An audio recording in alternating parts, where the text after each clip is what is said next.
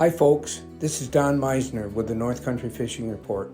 You know, it seems like each year I sort of stumble on to this incredible lure that I tell you about, that I can go out and I catch more fish than I do on anything else, and it becomes sort of my first choice whenever I go to a new water.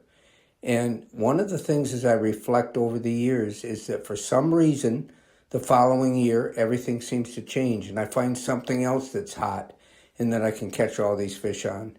And as I've watched some of the recent television shows on fishing on the Outdoor Channel and some of the other channels that carry these, one of the things that I observe is no matter who the fisherman is on these shows, they seem to have something that they're using that is their go-to lure that they can catch all these fish on.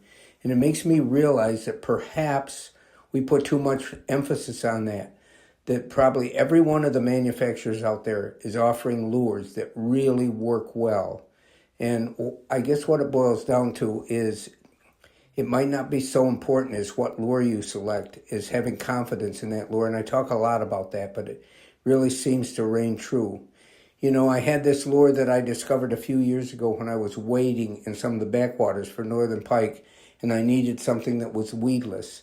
And it was made by Lunker Hunt, and it's called a gambit, and the whole body of the lure was inside the plastic. In other words, a hook was already embedded in there, and the hook point was in the plastic. You had to set the hook to make the point of the hook come out and hook the fish, and therefore this lure would go through the weeds and you wouldn't get snagged, and the fish seemed to love it, and it became something I couldn't believe. I thought I'd discovered the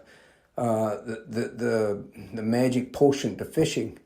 But then the following years, I didn't use it so much. And I noticed my buddy Rust took this lure in, and he started using it and catching all kinds of fish. I guess the point of this report to you is I don't think there's any magic potion for all this.